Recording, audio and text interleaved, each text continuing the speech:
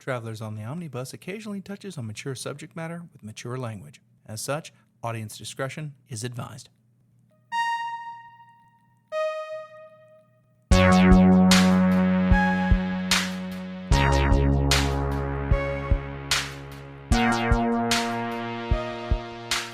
Hello, and welcome to Travelers on the Omnibus, a field trip through nerd and pop culture.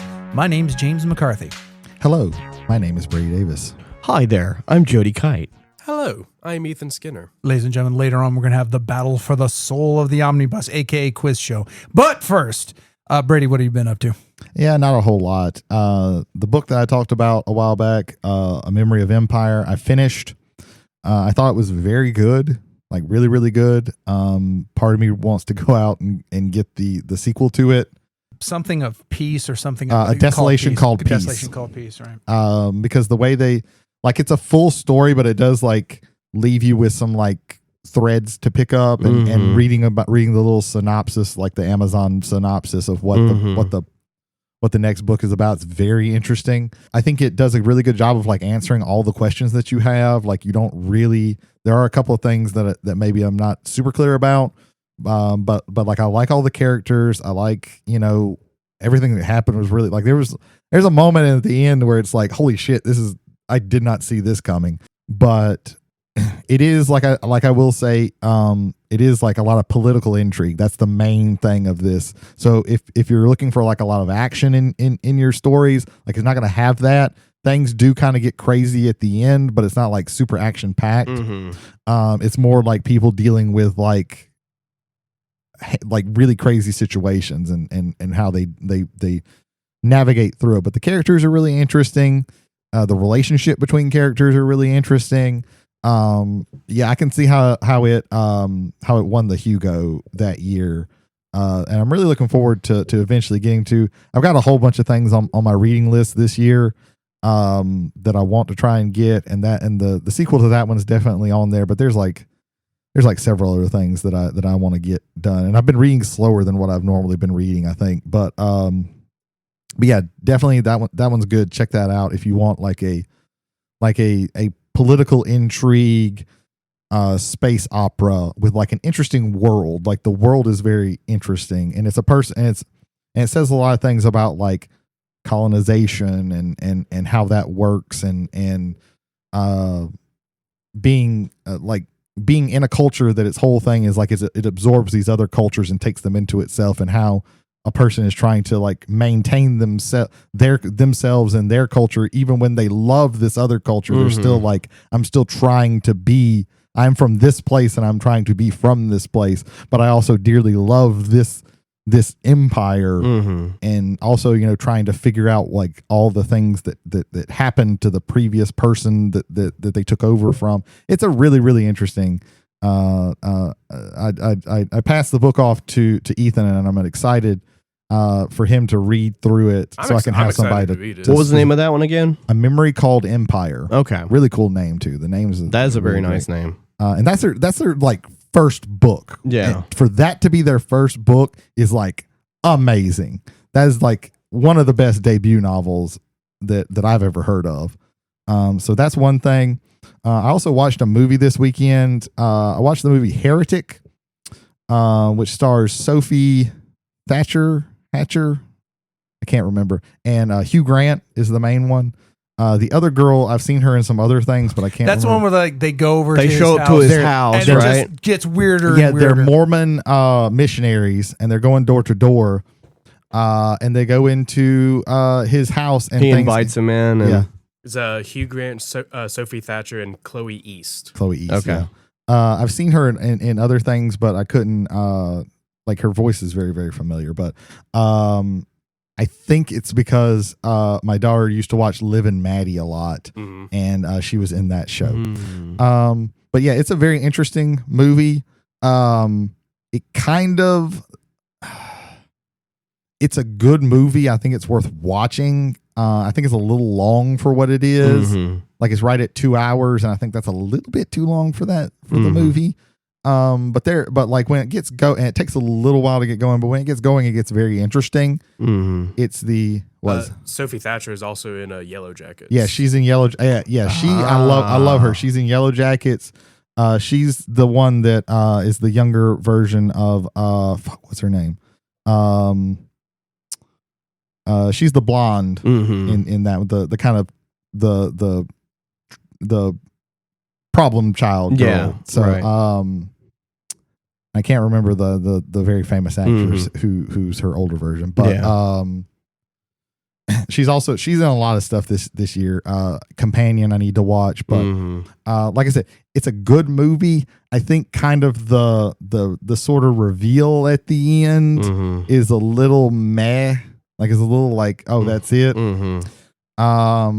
And kind of and rushed a little bit, but I think overall the movie is pretty solid. That's an A24, right? It is an A24 movie. Yeah. I think it's solid. It's not the best A24 horror movie, but it's definitely a decent watch. I think Hugh Grant is very good in it. Sophie is also very, very good in it. The other girl is also really, really good in it too. But Hugh Grant and Sophie Thatcher is the two that like drew me to it. So yeah, that's really all that I've done. I haven't really done much, just the same old stuff. Yeah, that's me. I was considering skipping to Ethan, but no, Jody, believe in me. So played a live service game called The Finals, which is it's like a first person team based I guess it's Extraction. And, it's 3 teams of 3, at least the mode I've started playing is 3 teams of 3. And you're basically trying to get to a point on the map to extract money out of a safe. And when you get there, it takes 2 minutes for the money to happen.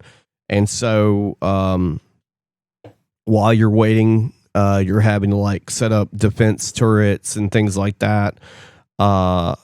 The other team is trying to stop you from doing that, and it happens like 2 or 3 times throughout your play. It's interesting because a lot of the environment is destructible.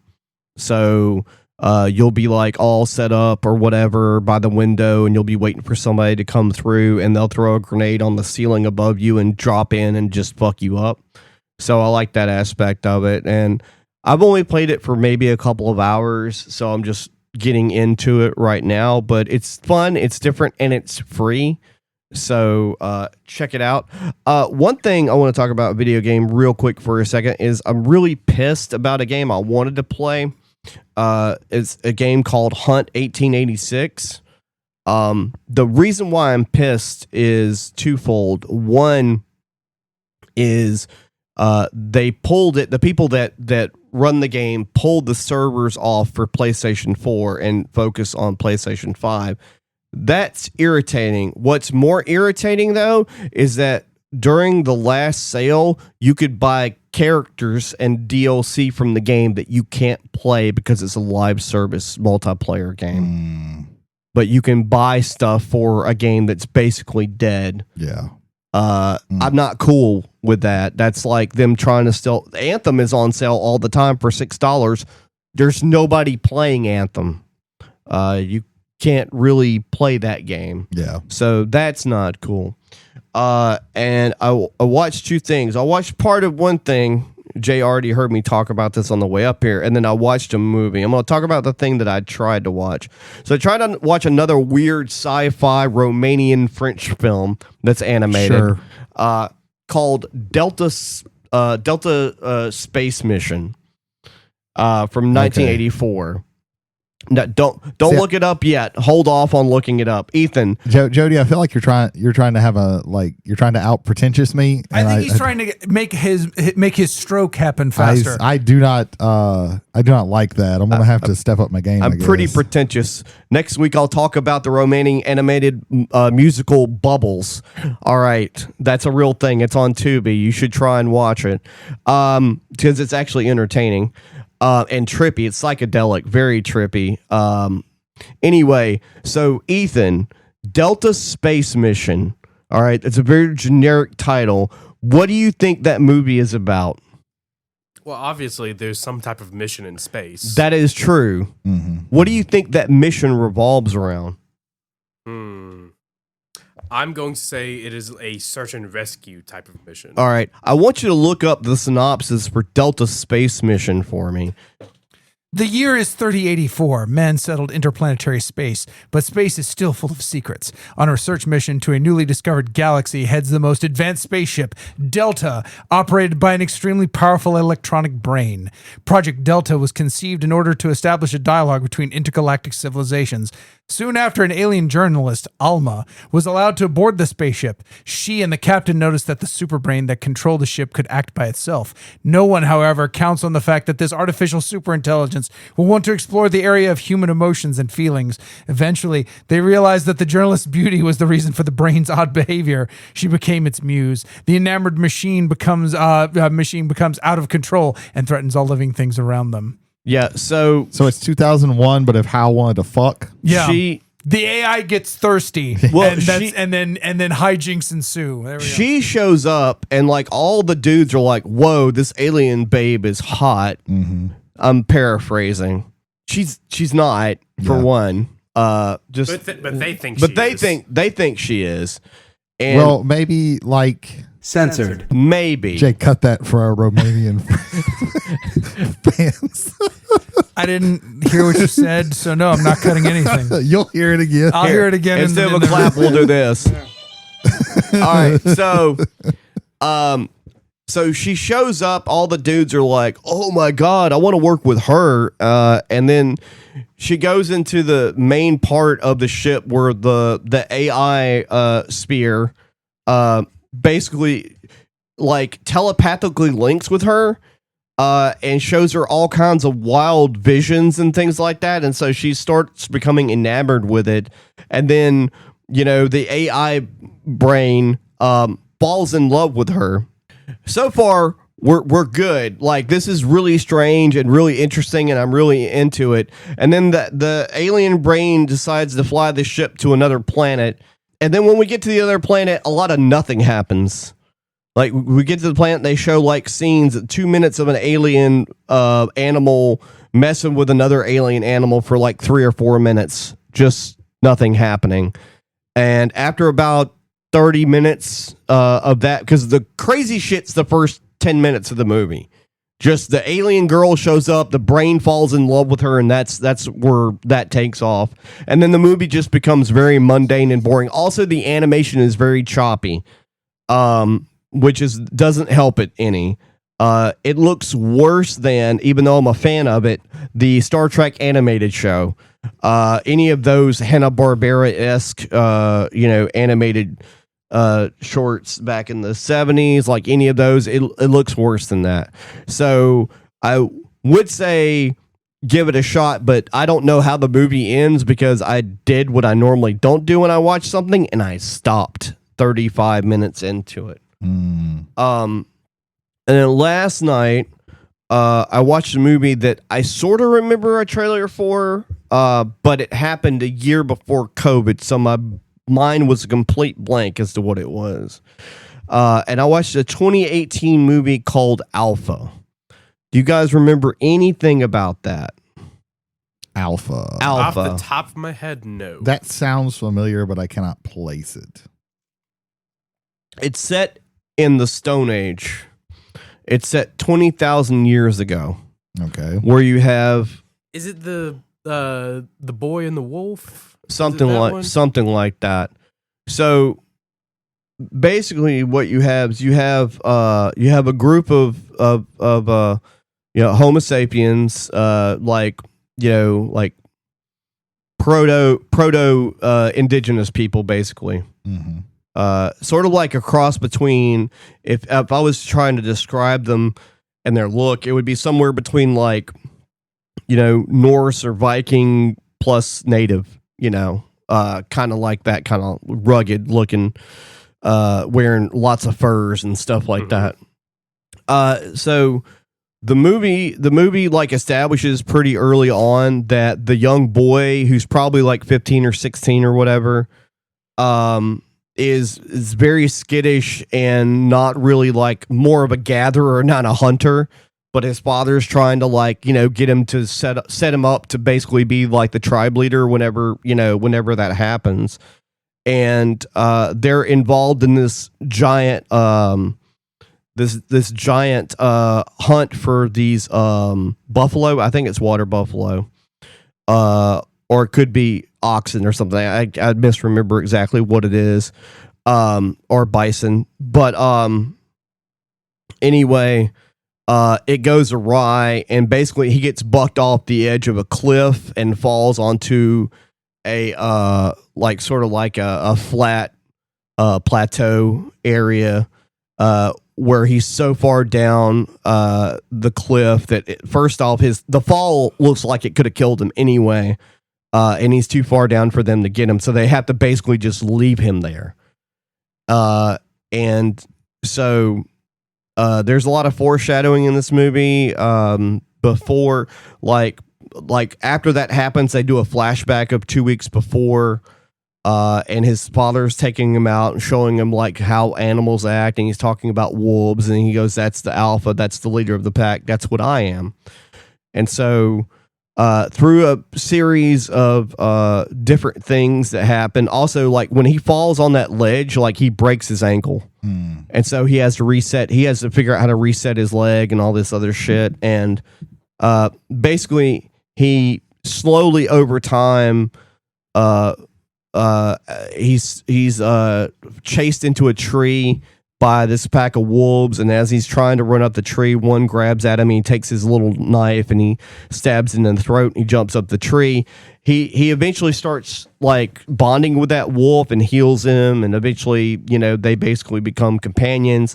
And it's like a fictional story of how basically we domesticated wolves. Yeah. But it's a heartwarming story. This I liked is very it. reminiscent of the M. Night Shyamalan classic After Earth. Sure.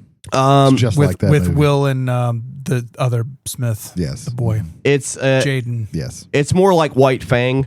It's like the hero's journey. It's very hero's journey-esque. There's a lot of tribulations that he has to go through, and he has to figure out how to, like, it goes back to showing his father like making fire, and he's impatient, so he never fucking figures it out. And he learns how to do everything that he's supposed to be. Very Mary Sue kind of thing going on there, where he eventually figures out how to do everything just over the course of time. He just doesn't automatically know everything that's going on immediately. But I will say that the character is very you feel very like empathetic to him. Like you feel kind of bad for him. He's the actor, whoever played the main guy, Cody Smith McPhee, is actually he's really good in this role. And so he is really good at playing a kind of pathetic character that you feel for. Oh, really? He does that in every movie that I have ever watched. Oh, okay.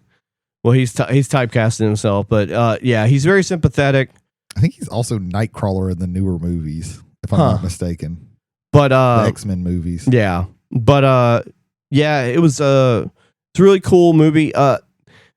Most of the time you can't tell if there's any CGI stuff going on or whatever, because they kind of like depending on the scene or whatever, some of the animals are real, and some of them, of course, the bison are CGI or whatever. But they did a really good job of melding it together. And also they both did outdoors and in studio with green screen. When it comes to stuff, like you can tell the scope of the wilderness that he's in most of the time, because it's just the Revenant plus a wolf, basically. Yeah. So I enjoyed it. I thought it was really cool. It was different enough for me to watch, because like, usually a movie that has like a slow progression like that, I will like become bored with it, because like, especially if I've seen that kind of arc before. But I was entertained by it pretty much the whole time. Anytime that I would like look down at, I don't normally look down at my phone when I'm watching a movie unless it's not interesting. Yeah. But anytime that I would start to do that, something would happen. So it kept my attention throughout the whole 2 hours. I think it was 2 hours. Yeah. So yeah, Alpha 2018. Check it out. That's me. I looked it up on IMDb and I had no memory of this movie coming out. This did not register at all. It probably got buried under some marble shed or something. Gun to my head. I could not have told you this. I would have to look. I would have to look at what else came out. Years. And it probably came out in 2018. Yeah, what probably happened is it came out and didn't do well. But the thing is, I don't always trust these, but it's got a Rotten Tomato score of 80% on both sides. So people liked it for the most part. Yeah. So I mean, it probably didn't do well in theater because there was some banger or something that came out during the same month or whatever maybe, and it got buried, or it just had a limited theater run because it looked like one of those kind of movies too. It was almost like pseudo art house kind of, Anyway, So you've watched a movie named Alpha, and then you watched a movie that had the name Delta in it. Yeah. So what other Greek letters are you going to explore in the role? I refuse to watch Omega Code. It has Casper Van Dien in it. I don't know why. What's a movie with Because Theta they were in able the to name? hire him. Yeah. Yeah. There you All go. that God money. There you go. Nice. Ethan, have you watched any Greek letter movies at all? No, I have not. Okay, then what have you I've done, not watched, goddammit? I've not watched a single movie. This Oh, past week. shit. I finished Expedition 33. Oh, man, And congratulations. It made me extremely sad.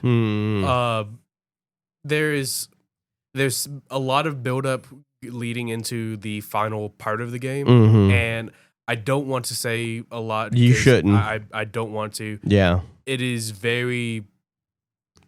It is very heart, pulls on heartstrings. It is very emotional. Yeah. And there are things that happen, and it makes me sad and relieved that the game was made with such detail and care that it's just fantastic. I said this when I first started playing, and I see this getting Game of the Year. Everything just from the gameplay, from graphics to the little details they put into everything. What you're saying is GTA 6 postponed to next year because it's got no shot to beat Clear Obscura Expedition 33. I could give what you're saying. two shits what Rockstar Studios does. I'm firm, 10 toes on in the ground, 10 toes in the ground. 10 toes. You in the heard ground. it here. This thing is Are you a scarecrow? perhaps, Oh, my God. but No, they're up in the air. Good it scarecrows is such a good game. There's a Geico commercial where a lady doesn't Yeah. trust No, anyone. it's Geico? I thought it was That's a Geico. kayak. Kayak. It's kayak. It's kayak? Okay. Yeah, it's a travel site because the She's whole like- thing is Right. they Oh, don't okay. trust other people. There's also There one you where go. a dude vacuums his floor with his mouth. There's also a guy that That's a fetish. There's a guy who takes fish out of one of those pools in a bank and says, "Why would I let somebody else hunt for me?" Yeah. It's the commercials are really. But anyway, really good. Yeah, Claire Obscura Yeah, Expedition Claire 33. Obscura. So what you're saying is they need to make a bunch of sequels off of this because Yeah. it's successful. I would be fine with They no need sequels. to sell to EA, and then Yeah, EA will absolutely produce the not. next three of them, and one of them will be an extraction shooter. And yeah, there you go. they're like, how can we buy this company that made this and turn this into a live service? I can't wait for the Fortnite community to get Claire Obscure characters. How, that you how can could play. we introduce a battle pass to Yes. this? Yes.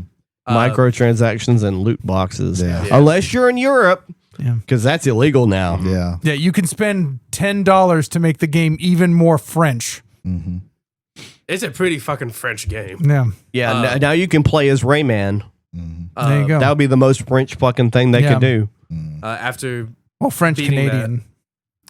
me and Bianca, we started a game, Blueprints. Okay. Have y'all heard I of it? have See, no when idea. you explained I this to me, know I nothing thought you had gotten the board game Blueprints, which is about getting blueprint things and then like building things out of cubes.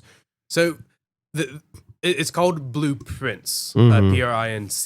Mm. And Oh, okay. Oh, Yeah. okay. I know Oh. exactly what you're talking about now. Okay. Okay. Yeah. okay, Okay, I do know this game. I have no Okay. idea Yeah. what you're talking about. Imagine a roguelike, Okay. but it's you're building a house. Okay. It's a puzzle solving It's a roguelike Yeah. Ooh. instead of Every I like day, that idea. The whole premise is your great grandfather had passed away, and he left you his 45 room mansion to your name. But the caveat is, in order for you to keep it, you have to find the hidden 46th room.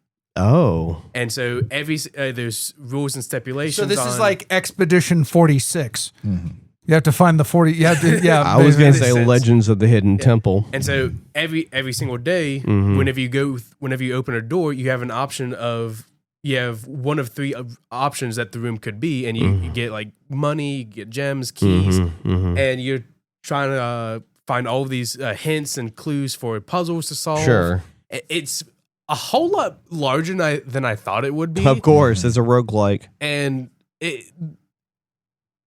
me and Bianca will take turns, like you do one day, I do another day, and we'll like solve puzzles together, and we have like notes for things that in the event that we come it across encourages it. It tells you like take notes. Take notes. Have a notebook at the Man, ready. I remember used to have to do that back in the day.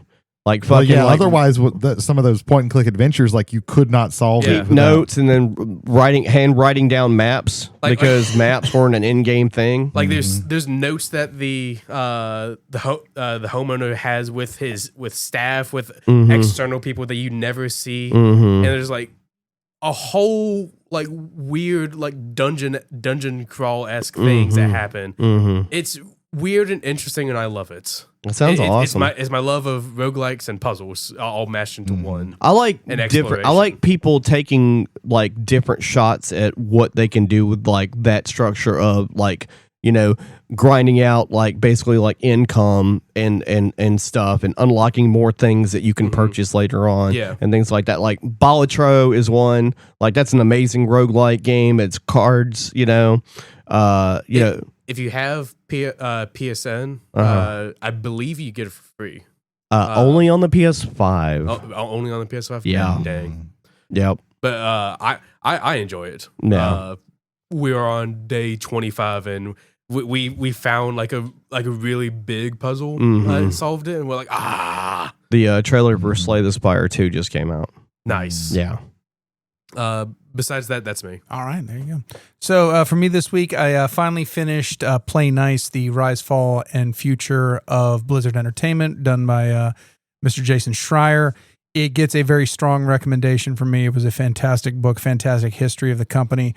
You may have remembered about a month or two ago on one of the old shows, I was telling that I'd first cracked it open, and I gotten through the Rise portion. I've finished everything now.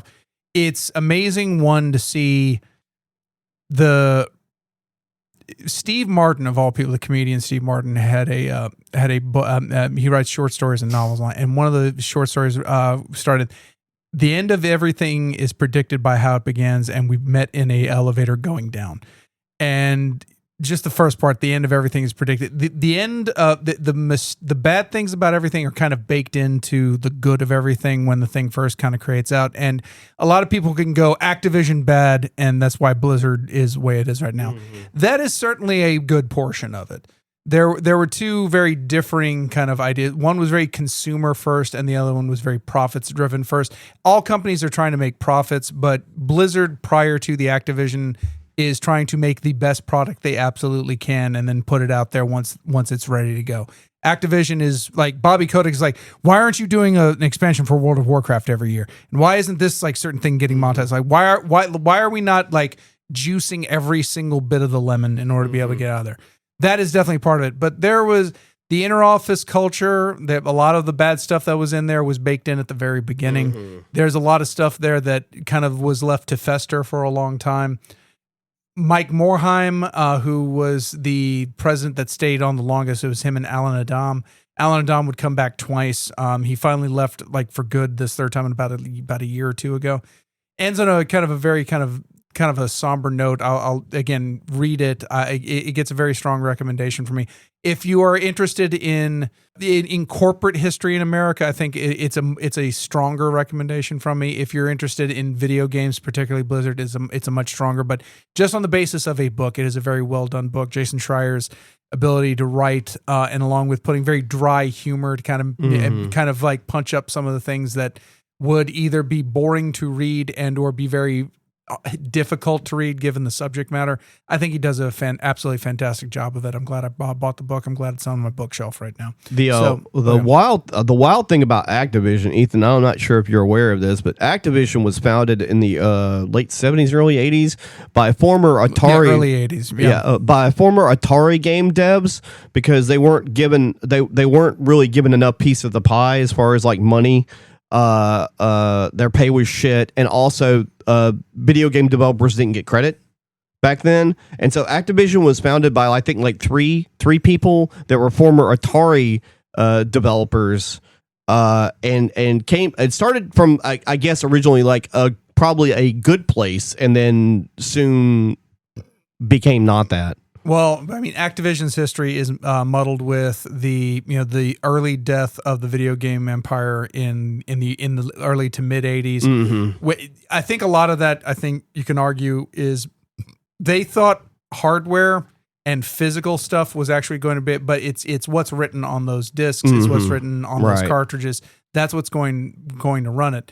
And the problem is they were just greenlighting too much fucking shit. Right. And then not specifically Atari. And then not giving people enough time to create the stuff. E.T. was created in, I think, 4 months. Less than that. And he did, Howard Scott Warshaw did a fantastic job in the small time in the short period of time to try to create a game that I think in the NES era would have had a better opportunity because you have a little bit more and especially by the time the Super Nintendo came out, I think he could have created. Because even in that era, it took about a year for them to make a game with a team of at least 4 people. Yeah, you get maybe 4 months, because from what I heard, he got it at like August, and it had to be ready for Christmas, which means it had to be done by end of November. So yeah, I mean, just crazy, absolutely crazy. But Play Nice, again, strong recommendation for me. Definitely worth picking up. Yeah. I also watched the documentary. This is not the first time I watched it, but I just kind of wanted to go back to because I noticed it was available, and it is called Survive in Advance. So just a little background. 30 for 30 is the wing of ESPN that does all of their sports documentaries. And the reason why it was called 30 for 30 is that it was created during the 30th anniversary year of ESPN. And so they were going to do 30 documentaries, 30 different I always wondered what the naming was. Yeah, 30 different directors, 30 different stories. Oh, okay. And Survive in Advance is one of the best, and I go back to it every now and again. For those who don't know, that is it is a documentary on the 1983 North Carolina State Wolfpack, who had a Cinderella run in the starting all the way in the ACC tournament before getting into the NCAA tournament and winning all of it. The main portion that might be more prevalent for everyone today is that coach of that team was Jim Valvano. Jim Valvano would, after his years at NC State, he would go on to be part of ESPN as part of their early basketball or college basketball squad that would like go around and call games. He caught cancer and died of it, but before that, on the ESPYs, which were basically ESPN's kind of award show to give out to sports team, like in a similar vein that the Emmys and the Oscars are. He gave one of the most rousing speeches in the formation of the Jimmy V Foundation for Cancer Research. That's where the Don't Give Up, Don't Ever Give Up. But I highly recommend, if you get a chance on YouTube, go search out the entirety of the speech. It's absolutely fantastic when you realize that this man was, he even says they flashed the 30-second sign on him while he's giving the speech. And he goes, I got this guy here flashing 30 seconds. I have tumors all over my body. Do you think I really give a fuck about your 30 seconds? Yeah. Hey, Benissimo, because he was Italian, and he was like, whatever. And then he's like, insomnia, like whatever. It's like, even as riddled with pain and like, They talk about it in the documentary. He was throwing up the day, the rehearsal day. So like, can he even get up there? And he gets helped up there, not, but in just those few moments, like one of his best friends goes, God gave him words to give to us that night. I think it's an absolute, but to watch what that team had to go through and come put together there. And then another notion, which has been there, but I don't know, for some reason resonated to me when I watched it this time. If we don't get together at least once a year, then the only time we're ever getting together is when one of us passes away. And so it was this. It's set against the backdrop of them reliving the entirety of that run, basically at a restaurant, just sitting together and shooting the shit and telling stories behind that you don't see that was on the court. Survive in Advance is one of my favorite 30 for 30s. It's not my absolute favorite, I would have to give that either to the two Escobars, which was an investigation of narco soccer set against the backdrop of Pablo Escobar and another Escobar. They weren't related, but he was the one who scored the own goal in the 1992 World Cup that got Colombia effectively eliminated from the tournament. And then about a few weeks later, he was assassinated in public. So this is kind of the world of drugs and soccer and how it coalesced in Colombia. Fantastic stories. Great. The other one is Pony Excess, which was about the death penalty given to the not BYU, SMU, Southern Methodist University football team, because they were paying everybody, absolutely paying everybody. And one of my favorite lines in that is, I want to say the guy's name is Sherwood, which think about that name for a second. Holy shit. But he's one of the donors that's given all this money. And the president of the school, who would then become the governor of the state of Texas, said, it's like, okay, this is over. We've gotten rid of all of it. And then in the next meeting with like all the boards of trustees at SMU goes, you do realize we have a payroll to keep up. That's how like ingrained paying these students was. And absolutely fascinating documentary. I highly recommend that one as well. But but Survive and Advance, just absolutely just heartwarming story. And it's really cool. And I guess my advice to everybody, what I took out from this one is, for the people that you have made history with, keep in touch with them. Unless there is something that divides you completely, if you've made good history with somebody, every so often give them a phone call, meet up for lunch, do something. But keep those bonds alive, because for them, they just seeing them as boys becoming men in the footage, and then seeing the men that would come of that. Yeah, 100%. I think it's an absolutely fantastic documentary. Well, that is it for me. All righty. So any feedback? None this week, and thank God I don't think I can handle it. But there you go. It was Memorial Day weekend at our job, and it was pillar to post. So we'll just leave it at that. But ladies and gentlemen, thank you for being passengers on the bus this week. If you would like to leave feedback, travelersontheomnibus at gmail.com. Again, that is travelers, 1L on the omnibus at gmail.com. Jody, I kick it back to you. Where else can they get in touch with us? Spotify. Take part in any of our polls for this or any of our previous episodes that are still ongoing. And also leave a comment on this or any of our past episodes on Spotify. Again, ladies and gentlemen, thank you for being passengers on the bus. If you'd like to add on additional passengers, but they don't like to listen to stuff that you like to listen to stuff on, we are available on Spotify, Apple, Amazon, YouTube Music through our channel, Travelers on the Omnibus on YouTube, and iHeartRadio. Gentlemen, it's time. The battle for the soul of the omnibus begins. Okay, hit them now. Hit them, all of them. Hit all of them. We got new buzzers, ladies and gentlemen.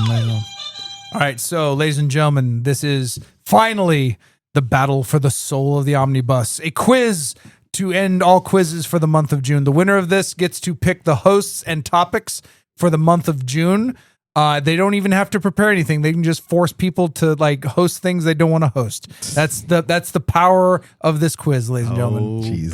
Baby. We're going to call it Fearless Leader Blank June. It's going to be great. The election of our fearless leader of North Korea. I mean, the omnibus. There we go. So, gentlemen, we're going to start with a classic. It's Jay's Crazy Question Corner. It's one where we have 4 topics. One of you will pick a topic, and then I will give you a question. The first one is a very difficult question worth 5 points if you get it right. The next one would be, if you don't get it after that, there will be a 3-point question, and finally a 1-point question of hopefully escalating easiness. So there we go there. So our topics for the Jay's Crazy Question Corner are fantastic artists, fantastic themes, fantastic classes, and fantastical bands. Somebody hit their buzzer. Okay, Jody hit his buzzer first. Pick a topic. Bands. Fantastical bands for 5 points. Ogre Battle is a series of 5 tactical RPGs and real-time strategies games currently owned by Square Enix. The first game was released in 1993. Almost 20 years prior, this rock band produced a song with the same name on their second studio album. Name the band. Repeat the statement. Let me deep breath. Ogre Battle is a series of 5 tactical RPGs and real-time strategy games currently owned by Square Enix. The first game was released in 1993. Almost 20 years prior, A rock band produced a song with the same name on their second studio album. Name that band. Go for it. Deep Purple. That is incorrect. Brady. Ronnie James Dio Band. Do you mean Rainbow? Or do you mean just Dio? Dio. Yeah. Okay, that is incorrect. Okay. Both of those are incorrect. All right. I'm going to say Megadeth. Super no. Okay. Can I disqualify him from 3 points? For 3 points. Fear me, you loathsome lazy creatures. I descend upon your earth from the skies. I command your very souls, you unbelievers. Bring before me what is mine. This song that is also from that same second studio album by this band. Name the band. Black Sabbath. It is not Black Sabbath. Iron Maiden. It is not Iron Maiden. I'm just trying to go with bands that I think might have Ogre Battle in there as a name. Judas Priest. It is not Judas Priest. I will give it to you. Judas Priest was one of the ones I was thinking for the 5, but I went against. All right. For 1 point. The greatest fantasy movie theme song of all time is the Highlander theme, written and performed. Queen. That is correct. If you disagree that the Highlander theme is the best fantasy theme song of all time, minus 20 points on this quiz. I don't care if you're not playing; you get minus 20 points on this quiz. Queen has a Yes. song called Ogre Battle. Ogre Battle and the Seven Seas of Rye off their second studio Wow. album. So yes, Jody gets a point. Wow. I am not as familiar with Queen as some other. I'm not bands. familiar with that song. Yeah. Gun to my head, I wouldn't have said Queen. I didn't know Ogre Battle was a thing that existed. I was thinking, like, my first thought was like Led Zeppelin, but then I was like, I know the songs off of Led Zeppelin too, Yeah. and that's not one of them. Yeah. Yeah. All right. One of you hit your buzzers. All right. Ethan, stay silent. Brady, pick a topic. We have fantastical artists, fantastical themes, and fantastical classes. Classes. Fantastical classes. For 5 points. Historically, they were known as the 12 Peers. They were the foremost members of Charlemagne's court. However, most of their stories are apocryphal. Go for it, Jody. Knights Templar. Incorrect. I kind of want to talk this out, but I feel like if I talk this out, I might give it away. Repeat the statement again, please. Historically, they were known as the 12 Peers. They were the foremost members of Charlemagne's court, though most of their stories are apocryphal. I'm drawing a blank on this one. 3, 2, I got nothing. 1. For 3 points. In World of Warcraft, this class was available only to the Alliance when the game launched. The Horde would eventually get this class in the Burning Crusade expansion. God damn it. I don't think any of us have played WoW. Somebody listening to this is going to be Ethan, Hunters? that is incorrect. Hunters were available to both at the start. Brady, Knight Errant. no. That is a wonderful class from the land of Eam, but is not from World of Warcraft. 3. Go. Necromancer. That is incorrect. For 1 point. I've never played World of Warcraft, and I know the Alliance didn't get necromancers in the beginning. Imagine if they did. For 1 point. In Dungeons and Dragons, take your oath, smite your enemies. Ethan. Paladin. That is Paladins. correct. Fucking paladins. God Paladin. damn it. I was hung up on the word knight, so Yeah, I me couldn't think too. of anything. Yeah, else. but no, the Paladins were the 12 most premier members of Charlemagne's court, Okay. including Roland with the sword of Roland and all the things like Okay. there. All right, so Ethan, I don't know much about Charlemagne. Ethan, I Yeah, me prevented you neither. from picking one, so pick one now. Let's go to themes. Fantastical themes. Okay. For 5 points. Forgive me, but I must now whistle this theme. What series does it come from?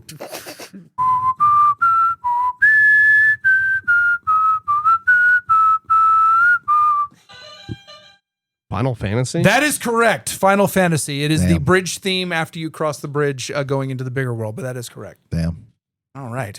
All right. So the final left is fantastical artists. For 5 points. His middle name is Rudy. Okay. Rudy. Brady. Just because I think this is funny. Frank Frazetta. That is incorrect. Okay. Would have been funny if it would have been. No, what's scary is maybe he is Frank Rudy Frazetta, and now I've lied to you, but Ralph Bakshi. that is incorrect. 4, 3. Ethan. Because we mentioned them earlier. Freddie Mercury. No. For 3 points. His books of paintings, particularly the Necronomicon and Necronomicon 2, feature his signature style of Geiger. H.R. Geiger. Hans Rudy Geiger. Yeah. Ah, okay. The 1 pointer for that one was his most popular work is his contributions to the movie Alien, including the derelict spaceship, the space jockey, and most notably the xenomorph. Yeah. We are at the end of round 1, and Brady has 0 points. Damn. Ethan has 1 more point than that. Jody is in a very good lead of 9 points to 1 to 0. Very nice. There we go. Damn. All right. This is a new one. Round 2 is going to be called Off the Chain. I have a chain of questions in many ways. First of all, the answer for one question is the start of the next question. Second, once you get on the chain, everyone can buzz in on the first one. Once you're on the chain, only you keep answering. If you keep answering, you get bonus points along with the points for the question. Anybody got any questions about that? No. Is there any penalty for getting a question If wrong? you get a question wrong while you're on the chain, you lose all the points you've accumulated for that chain. You can go off the chain if you want after you've answered a question correctly. Okay. So you have can an stop option. You have an option of Of stopping dipping out. Yeah, you can Yeah. dip out and Okay. save the points you have. Okay. So, the first chain. The Sistine Chapel houses literally this artist's great work. Ethan. Michelangelo. Michelangelo is correct. Would you like to stay on the chain? Sure. Michelangelo is the name of the is one of the 4 TMNTs. Which entertainment medium did they first appear in? This was Again, Michelangelo is the name of one of the 4 Teenage Mutant Ninja Turtles. What entertainment medium did they first appear in? comic books. That is correct. So you've scored 2 so far. You get a bonus 1, so you have 3 points so far on this chain. Would you like to continue? I'm gonna stop. I'm satisfied. You're with off 3. the chain. You cannot buzz in for this next one. So just you Okay. 2 gentlemen. Comic books are a lifelong passion for this director, producer, actor of such films as Tusk, Red State, and Clerks 1 through 3. Brady. Kevin Smith. Kevin Smith is correct. That's 1 point. Would you like to stay on the chain? Sure. Kevin Smith directed and wrote Yoga Hosers, a 2016 horror comedy starring Harley Quinn Smith and Lily Rose Depp. Depp recently starred in another horror movie in 2024 with much less comedy and way more undead sex fucking. That's What? Nosferatu. That is correct. That is 1 and 2, and then a bonus for 3. Would you like to continue? Sure. All right. Nosferatu are one of the 13 clans of the original Vampire the Masquerade. Name the other 12. You get 1 point apiece for each one you get right, but you lose all the points that you've collected so far if you misname a clan. Oh, fucking shit. For the ones that are left, if you stop, the other ones can pick up. So if right now you have 3 points. You need to get at least 1 to get to 4 and keep the points you've got. So I can get to 4 If and you then name one right, and you can stop right there. and I can stop right there. Yeah. But they can continue. But they can continue. Oh, fucking shit. There's 12 left. There are 12 left. Oh, man. I don't think I know all 12, but I know most. I know a lot of them. Yeah. I know the base ones. Also, if you name something that's already been named, that is considered a wrong answer. Okay. Ventru, That is 1. You are at 4 points. Gangrel, That is 5 points. Tremere, 6 points. Oh, You can stop. I know there's some that I'm missing that are very easy for me to remember. Damn, if this was like 10 years ago, this would have Yeah, been I a whole know. lot easier because we were actually doing a game. Malkavian. That is 7 points. 4 clans and 7 points. God damn it. I'm gonna stop there You're gonna because stop there, okay. I think All I know right. a couple more, but I'm not gonna. That do is it wrong. 7 points. Bring in if you want to keep going. Okay. Okay, so you have rung in Jody. Continue. Nosferatu. Has already been named as it was the Shit. question, so you are out. Ethan.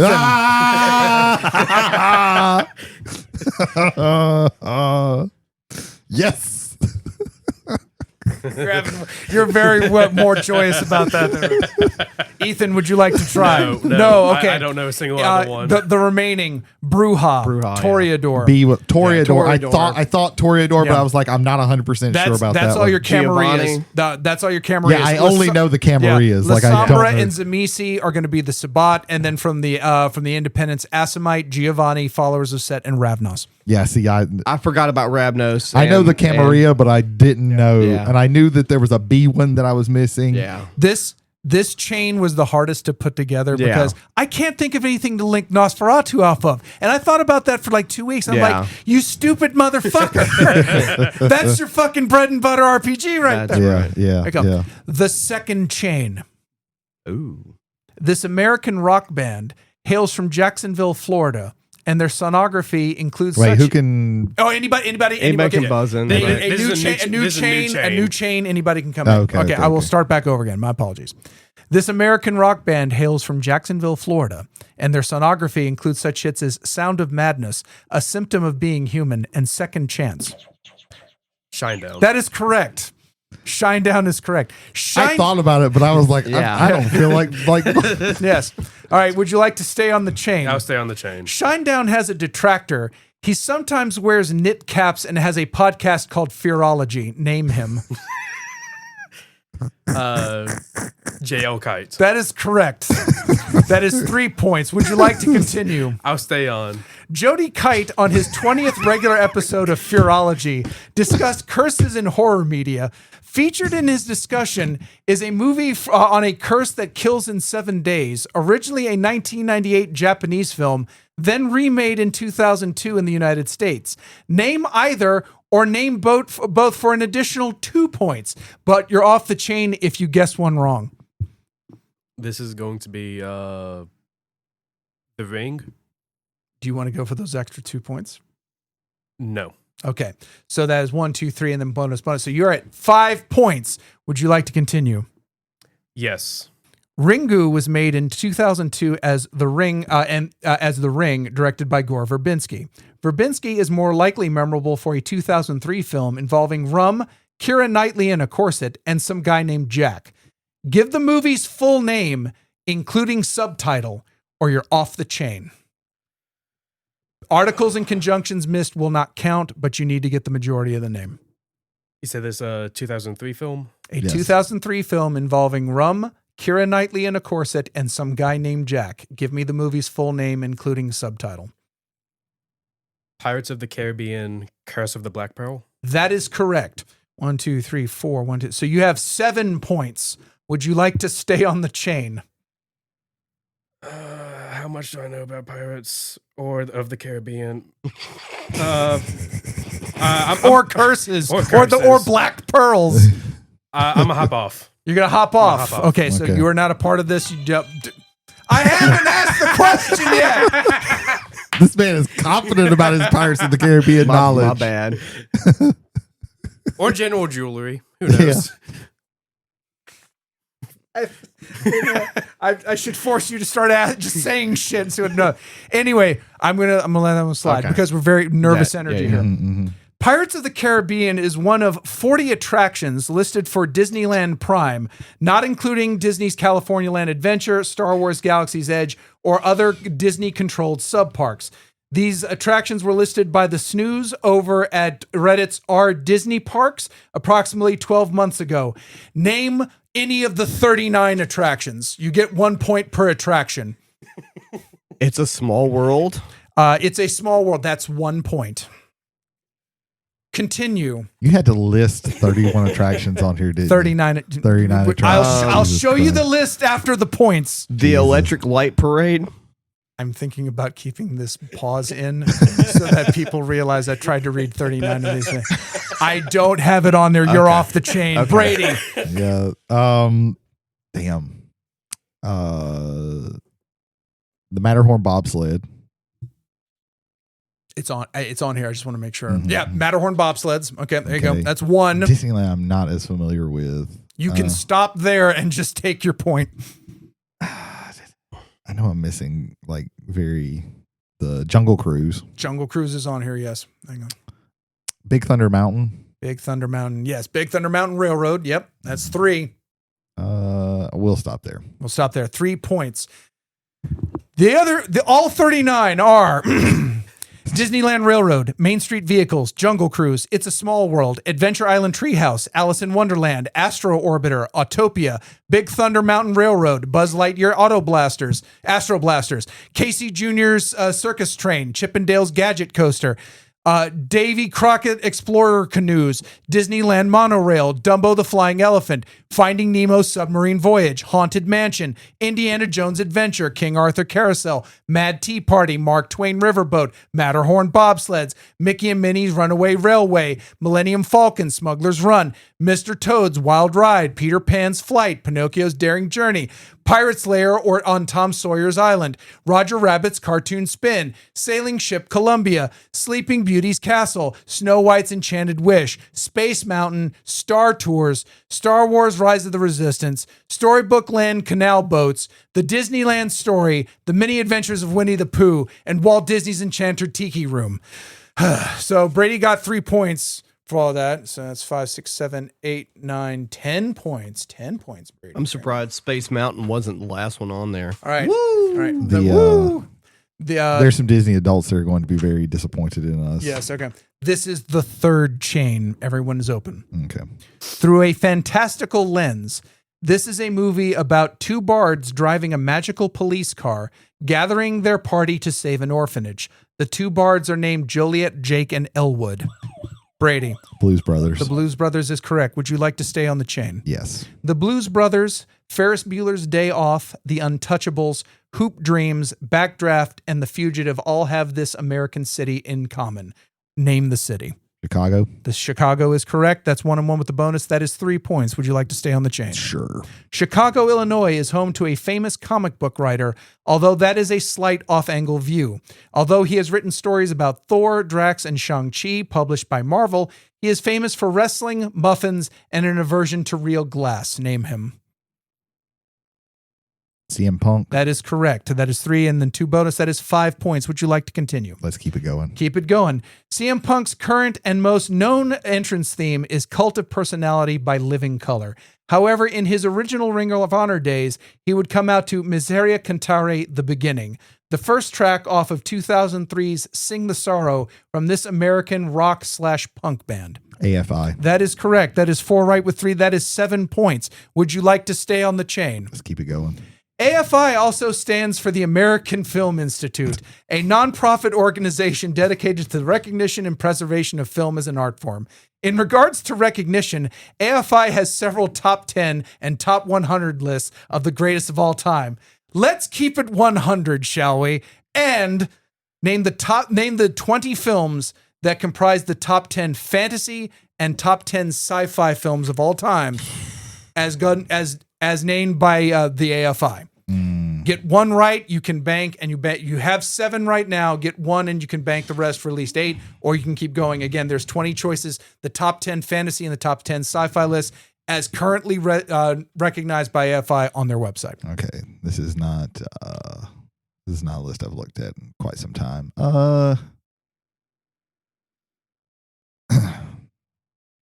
Blade Runner. Blade Runner is on the list, sci-fi number 6. That is 8 points. You can stop, or you can keep going. Yeah, fuck it. Star Wars: A New Hope. That is correct. Star Wars: A New Hope is on the list, number 2 on the sci-fi list. You are at 9 points. Would be on there.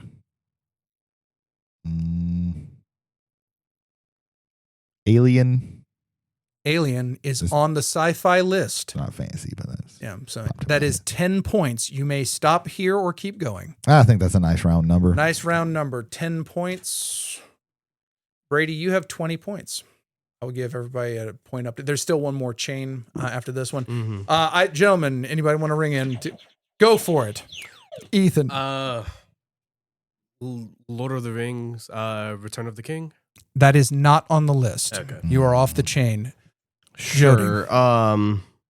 Lord of the Rings, Fellowship of the Ring. That is number 2 on the fantasy list. That is correct. You have 1 point. Do you wish to continue? Yeah.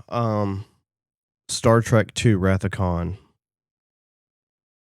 That is not on either list. Sadness. You are off. So for the fantasy list, 1 through 10, Wizard of Oz, Lord of the Ring, Fellowship of the Ring, It's a Wonderful Life, King Kong, Miracle on 34th Street, Field of Dreams, Harvey, which is one where Jimmy Stewart is imagining a rabbit, and that's what Donnie Darko loosely based itself off of. Groundhog Day, The Thief of Baghdad, and Big.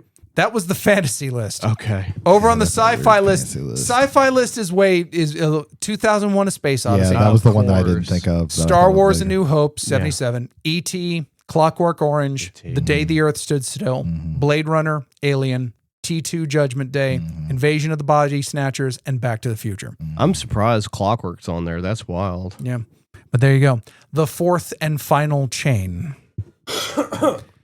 Okay, so for this chain, we're going to try to stick to the fantasy month theme, even though we're no longer in fantasy month. Name the fantasy RPG that takes place in a Victorian-era city where the sun blew up and ghosts and demons are the chief supernatural nuisance. Jody. Blades in the Dark. That is correct. Would you like to stay on the chain? Blades in the Dark paid respect to this 6-season BBC series about an Irish Romani gang post-World War I establishing their turf in Birmingham, England. Peaky Blinders. That is correct. You have 3 points. Would you like to continue? Yes. Peaky Blinders features a Romani hitman named Aberama Gold, played by Aidan Gillen. Gillen is best known for playing Peter Baelish in this HBO fantasy series. Game of Thrones. That is correct. You have 5 points. Would you like to stay on the chain? I'll stop. You will stop there. Okay. Let me get those points in. Let's start the lists early, Ethan and Brady. Name the 8 great houses of Westeros as they appear in the Game of Thrones board game and Mother of Dragons expansions from Fantasy Flight Games. Brady. Stark. That is 1. Baratheon. That is 2. Martell. That is 3. Greyjoy. That is 4. Targaryen. That is 5. Tyrell. That is 6. They're not in that shit. They're not in the game, the board game, right? Or the board game, the Fantasy Flight board game specifically. I'm at 6. You're at 6, and this is the base game and the expansion. Lannister. Lannister is 7. Yeah, I was waiting. I knew that there was an honest. Yeah. They're not in the game though. That's what I'm thinking. I'm gonna stop there. I can't remember the last. There's one left. I genuinely would not know what it the is. The last house is Aaron. House Aaron. Okay. So 7 points for Brady. I was thinking Tully, but I knew they weren't in the game. Yeah. I couldn't remember if Aaron was in the game. All right. This final question is open to everyone. Speaking of the great houses, name the 3 great houses that are the focus of Denis Villeneuve's Dune. If you get all 3, you get 5 points. I can't remember the third one. 4, 3, 2, 1. Houses are House Atreides, House Harkonnen or Harkonnen, and House Corino, which is the Emperor's house. I wouldn't have been able to get that. I couldn't remember the last. I was trying to remember because I know that they say the Emperor's I would have said name. the Spicing Guild or some shit. I knew it was the Emperor's. I just did not know the name. At the end of round 2, Ethan has 11 points. Jody has 14 points. Brady has 27 points. Nice. The third and final round is a game I call Hot Potato. So I am a big fan of Double Dare. It is one of my favorite game shows of all time. I wanted to do something to kind of like Double Dare. So here's how this round is going to work. I'm going to give you a category. One of you buzzes in at. If you buzz in before the category is completely read, you're knocked out of it. Okay. When you buzz in, pick either of the other opponents. They will then get to ask whether either a refinement, basically a narrowing of the topic, or how much the question is worth. At that point, they can either choose to answer the question, which I've not asked yet, or have the person who challenged them ask it. Okay. If the person who answers the question right, they get the points. If they get it wrong, The person who basically threw the hot potato at them gets the points instead. So, do you guys understand the rules on that? Basically, you're going to buzz in and like you're going to hear the topic, buzz in, pick somebody. They're going to figure out, they're going to get a refinement on that, and they're going to figure out whether they want to answer it or they want to force you to answer it if you buzz in on them. And it's called hot potato. Mm-hmm. All right. So, topic 1, music. Ethan, who do you want? Brady. Brady, do you want a refined topic or do you want how many points it's worth? Refined. Late 90s pop music artists. Do you want to answer it or do you want Ethan to try to answer it? Let's give it to Ethan. All right. This artist released their 7th studio album in 1998. The album's title and title track are Ray of Light. 98, you said? 1998. Pass. I got nothing. All right, so you miss. Brady gets the points. It was a 10-point question. Can I answer it? Yeah, if you want to. Yeah, just Madonna. Yeah, it was Madonna's 7th studio album. There you go. All right, so Brady gets 10 points for that. Nice. The next one is sports. Ethan. Ethan, refinement or how many points it's worth? Refinement. Esports. I'll take it. Blizzard Entertainment attempted to create a esports league based off of a single video game. The league's abbreviation is OWL. What is the game? Overwatch. That is correct. You get 20 points. That was a 20-point question. Nice. All right. The next topic, travelers on the omnibus. Ethan, Jody. Jody, do you want the points or the refinement of the topic? Refinement. Season 4, episode 11, the Akira Kurosawa Spotlight. Let him answer it. Ethan, Okay. pair the 4 Kurosawa films we reviewed with the traveler specifically assigned to it. Okay. I watched Throne of Blood. Brady watched Yojimbo. Jody watched Run or Ran, or it was one of those two. I'm gonna say Ran. What did Jay watch? Got to give him a timer, right, Jay? Like 15 seconds? Eventually, yeah. Okay. I can't think of what you watched, Jay. Okay. So that was a 15-point question, and Jody will get the points on that. The answers were Jay had Rashomon. Ethan, Throne of Blood. Brady, Yojimbo. And Jody had Ran Lola Run. There you go. All right. The next question is on television. Jody, Jesus, you're just. Now I'm fracturing. My mom used to do that because me and my brother both had a BR name, so she would like run through us. Yeah. We'll go with Brady. Brady. Okay. Refinement or points? Refinement. Police drama. Oh, I know what this is going to be about, and I feel like melodrama is more the. I'll let Jody answer it. This police drama is the subject of a recurring bit from Travelers co-host James McCarthy. Didn't know it was going to be that kind of question. Jesus. I had a feeling it might be. The Rookie. That is correct. Damn, I should have kept that. I thought it was going to be Cop Rock or something like that. I thought it was going to be a specific episode, a specific question about something that he's talked about has happened on The Rookie. That question is worth 10 points. Okay. Damn, I could have just got 10 points. Four questions in, and currently we're at Brady with 36, Ethan with 31, Jody with 42. Okay. The next question is on biology. Ethan. Jody, Ethan, refinement or points cost? Let me see the points. It is worth 10 points. I'm gonna say Brady. No. It's either me or you. Yeah, you have to challenge him. You didn't buzz in. Sorry. I'll take it. H.R. Giger's xenomorph has what for blood? Acid? That is correct. There you go. The subcategory was xenobiology. Ah, okay. Nice. Okay. The next question is on fantasy. Jody just all up on it. There we go. Brady. Brady, do you want a refinement or the points? Refinement. Goth punk horror. I'll take it. You will take it. Sunglasses After Dark is the first in the Sonya Blue series by Nancy A. Collins. Sonya Blue is a half-human, half-creature of the night, otherwise known as what? Fuck.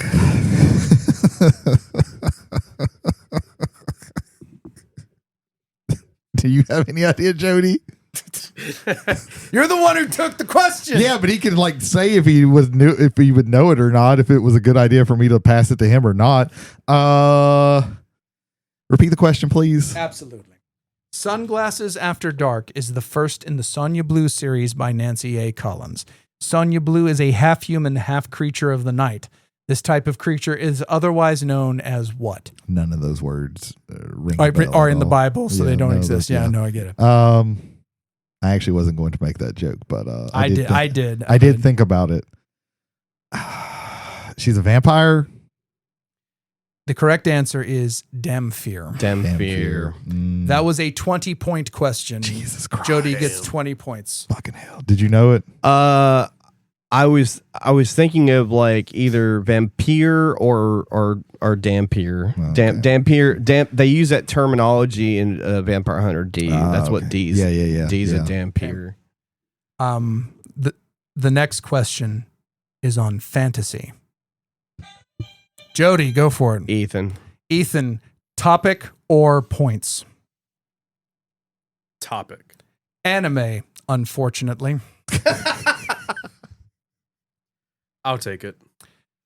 So, in respect to the subject matter, I normally call this character Robot Boy, even though technically he is an animated suit of armor. With that groundwork established, give me the full first and last name of Edward's brother, the Robot Boy from Full Metal Alchemist. You fucked. Yeah, no, I You said full first and last name? Full first and last Okay. name. don't know it. Mm. I That don't. put was worth 15 points to Jody. Alphonse Alphonse. Elric. Elric, yeah. I knew Alphonse was his first name. I couldn't remember his last name though. Points update. Brady has 36. Ethan has 41. Jody has 77. A metric fuck ton. Gotcha. The next question is on fantasy. Ethan beat Ethan me got to it. in. Brady. Brady, topic or points? Topic. Fantasy football.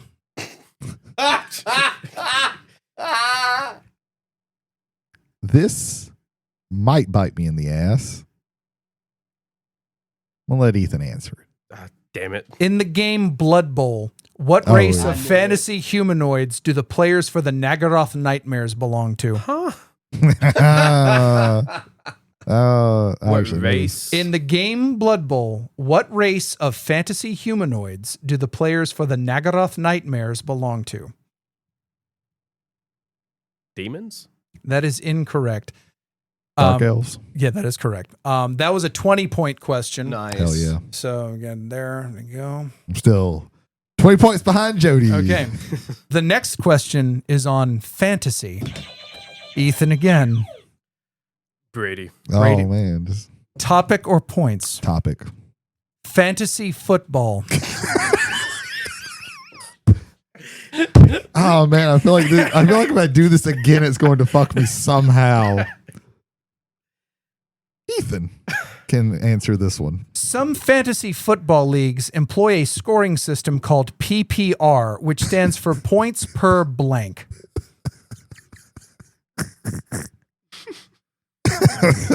I'm glad I passed this one off. Relay? No. Okay. The answer is receptions. That is another 20-point question. Oh Hell yeah. shit. Jesus. The next question is on fantasy. Jody, Ethan. topic or points? Gee, I wonder what the topic is. I'd like refinement, please. Fantasy basketball.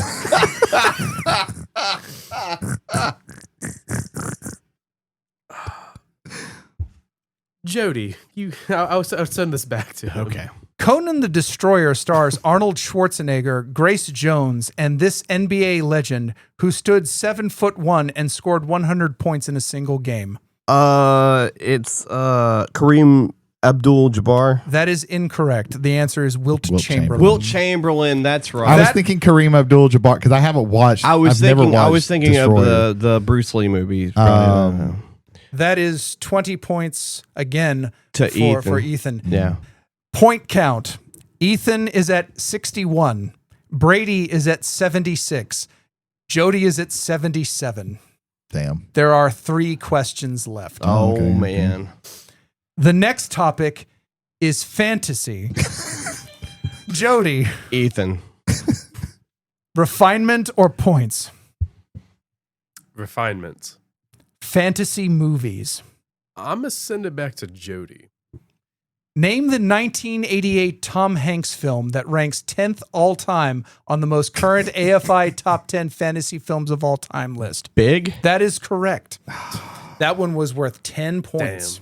Okay. At least it's only a 10-pointer. The next topic is fantasy.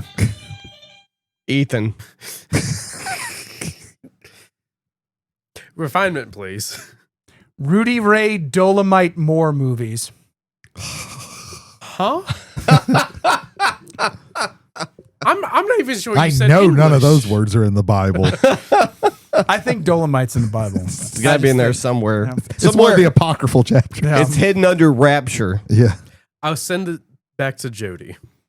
Rudy Ray Moore, otherwise known as Dolomite, Mm-hmm. starred as Petey Wheatstraw, the son-in-law of what figure in Judeo-Christian Islamic lore? The devil. That is correct. That was another 10-pointer. The final question is on Travelers on the Omnibus. Ethan, Brady. refinement or points?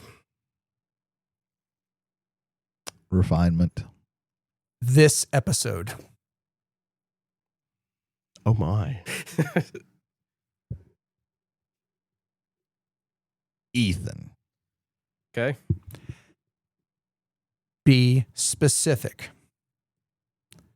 What was the first word I said on this episode?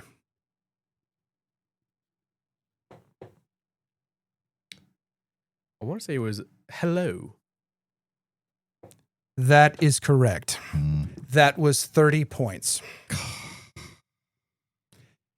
The final scores. Brady at 76. Ethan at 91, Jody at 97. Jody has won and is in control of the soul of the omnibus for all of June. Welcome in, fearless leader Jody June.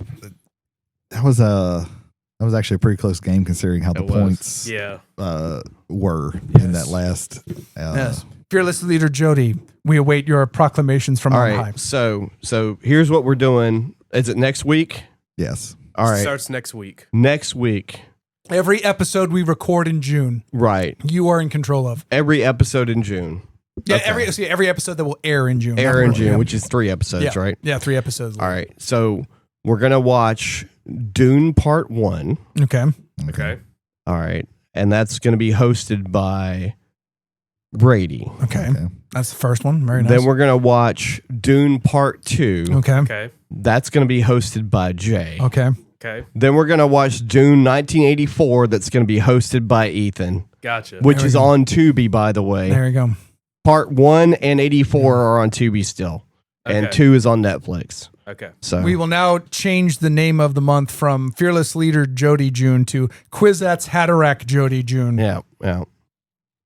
So yes, it's going to be a Dooney month here in June. Dune for June. Dune for June. All right, there we go. June's Dunes. Ladies and gentlemen, thank you for participating, gentlemen. Greatly appreciate that. Passengers, thank you for staying with all of our shenanigans this week.